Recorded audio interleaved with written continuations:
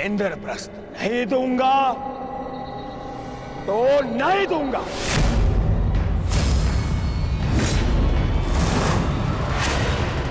उचित है दुर्योधन, तुम इंद्रप्रस्थ रख सकते हो,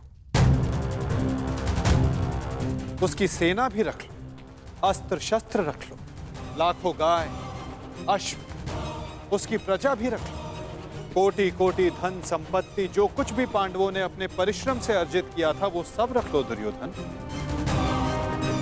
परंतु इस अन्याय के प्रतिकार स्वरूप केवल एक कार्य कर दो। प्रतीक के रूप पांचों पांडवों को 5 गांव दे दो।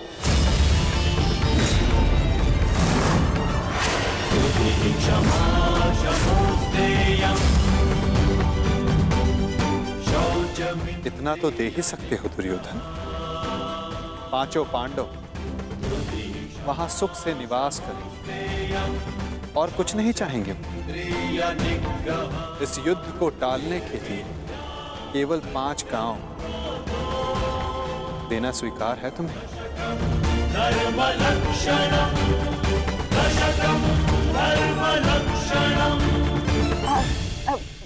वासुदेव वासुदेव वासुदेव, यदि दुर्योधन 5 गांव दे देता है तो क्या आप वचन देंगे कि पांडव इंद्रप्रस्थ की चाह में आक्रमण की चेष्टा नहीं करेंगे? हाँ गांधार नरेश, मैं वचन देता हूं कि इस स्थिति में पांडवों की ओर से कोई आक्रमण नहीं होगा, वो हर परिस्थिति में संतुष्ट रहेंगे। कह दो दुर्योधन, इससे अच्छा प्रस्ताव कोई नहीं होगा। महाराज, मैं आपसे विनती करता हूं, यही अवसर है, अंतिम अवसर। आप इस प्रस्ताव को स्वीकार करके इसको यहीं रोक दीजिए। साक्षी का कहना उचित है पुत्र, हाँ कर दो, इसी में सबका हित है। मित्र, मैंने सदा इस युद्ध का पक्ष लिया है। मैंने सदा अर्जुन से अपना अधूरा द्वंद्व पूर्ण करना चाहा। मैं अपना अधूरा द्वंद्व कभी और पूर्ण कर लूंगा। इस समय पूरे भारतवर्ष को महाविनाश से बचाने की आवश्यकता है। हाँ कह दो मित्र।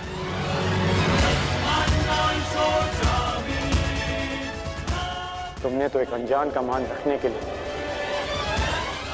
उसे अंगराज बना दिया, तो लाखों के प्राणों को बचाने के लिए 5 गांव दे दो मित्र।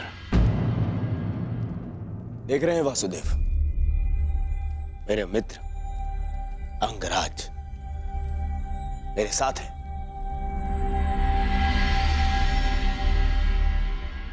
और आपको तो अच्छे से ज्ञात है कि कर्ण को अंगराज मैंने बनाया।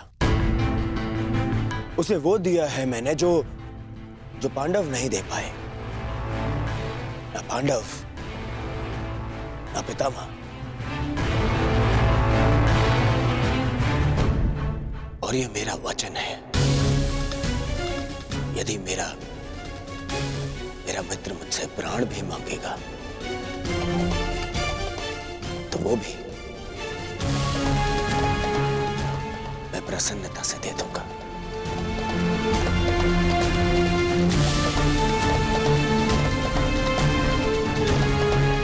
परंतु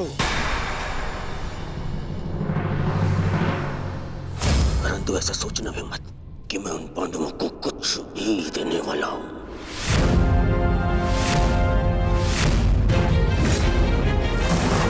पता है, बचपन से मुझे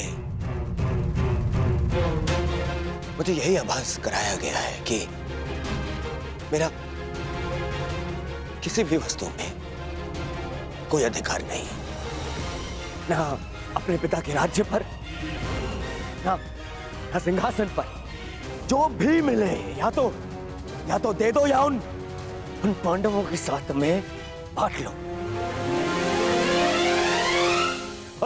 और तुम अधिकार की बात करते हो वासुदेव।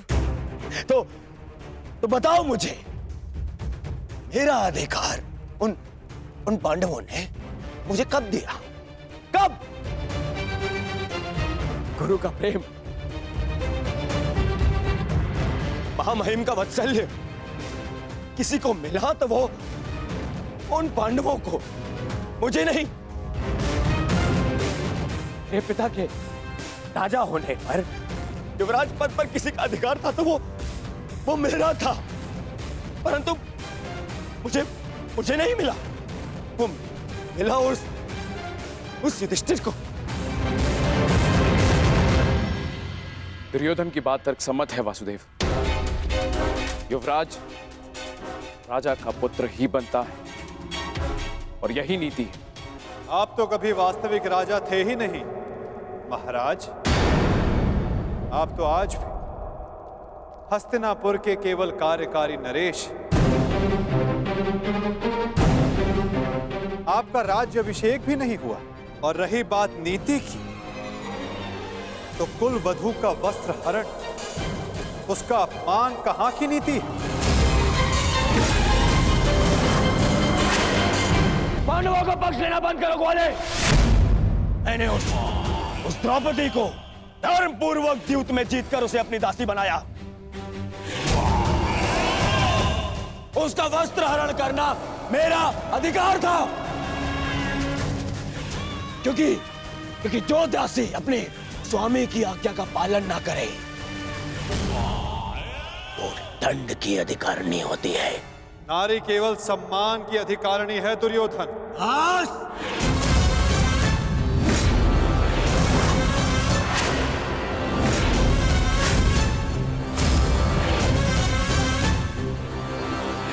दूत बनकर आए हो,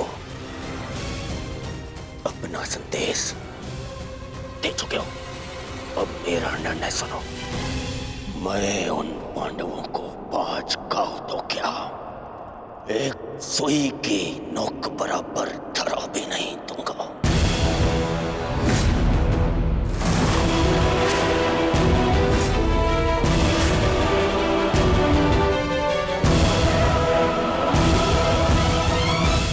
मैंने तुम्हारा संदेश भली भांति समझ लिया है युवराज। अब वही होगा जो तुम चाहते हो दुर्योधन। अब महाविनाश होगा, महायुद्ध होगा, महाभारत होगा।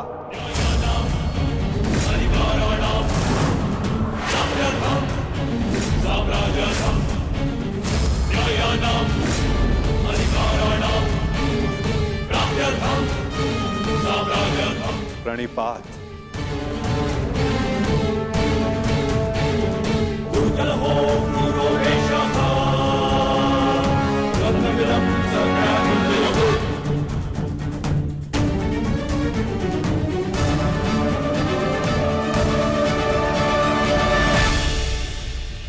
रुकिए केशव। मित्र, एक बार और विचार कर लो।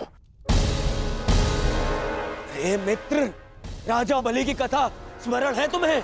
वो मायावी वामन मुझसे 3 पग मांगने आया था। 3 पग भूमि, और उस 3 पग में उस वामन ने न केवल तीनों लोक नाप लिए, बल्कि उस बलि का नाश भी कर दिया।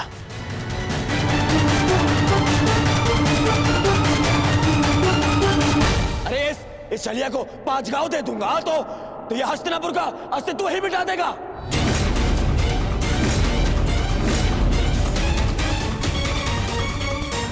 अखंडी कृष्ण, तुम्हारी मीठी मीठी बातों का प्रभाव इन पर पड़ सकता है,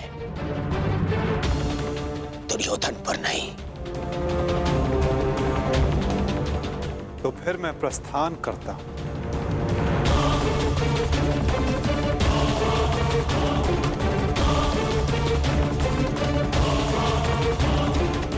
रुको दूत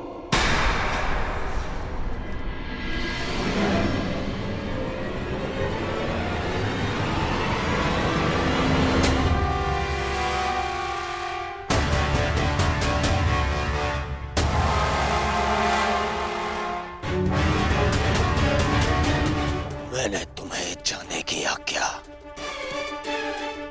नहीं दी है अभी।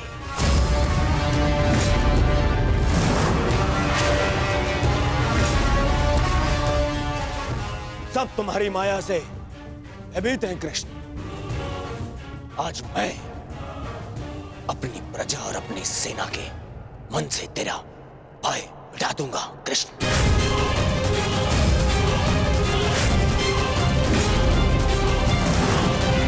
तुम हस्तिनापुर से बाहर नहीं जाओगे।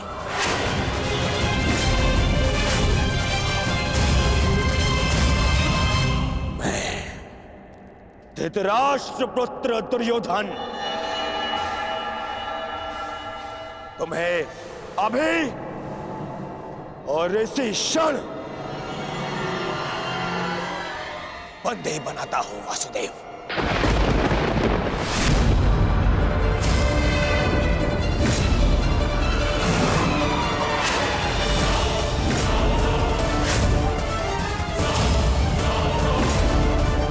सैनिकों, बंदी बनाओ इस छलिए को।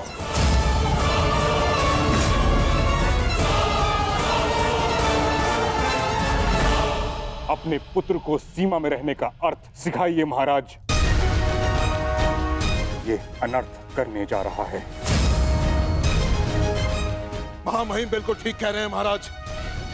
वासुदेव कृष्ण केवल हस्तिनापुर के संबंधी नहीं, इस समय वे एक शांति दूत हैं।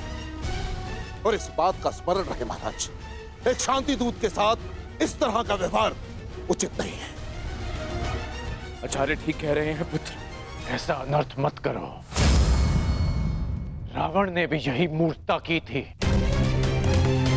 उसने भी दूत का अपमान किया था और उसकी सोने की लंका जलकर भस्म हो गई।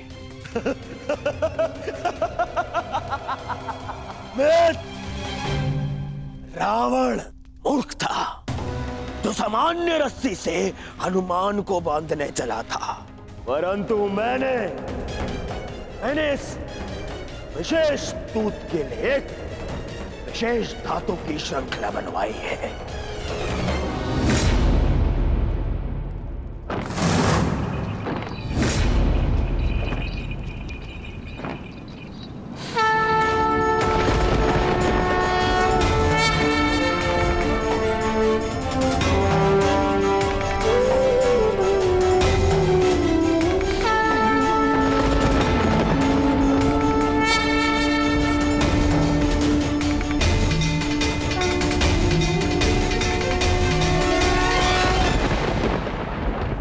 कोई कुछ नहीं कहेगा।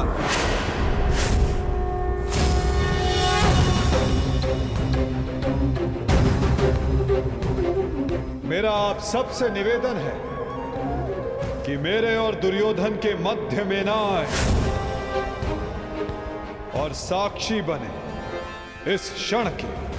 इसे भान नहीं कि ये क्या कर रहा है, जिसके जन्म के पश्चात जिसे बंदी गृह की बेड़ियां ना बांध सके, सैनिकों का पहरा ना रोक पाए, आज तुम उसे बांधने चले हो दुर्योधन।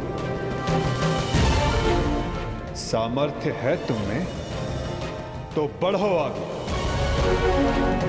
हो सके तो साधो मुझे दुर्योधन। अपने इन श्रृंखलाओं में बांधने का प्रयास करो।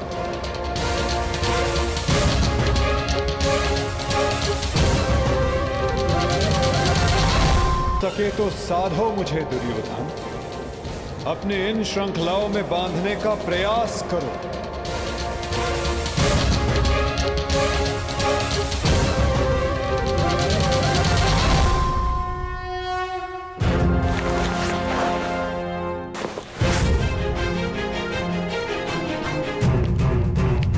उठो उस सैनिक को।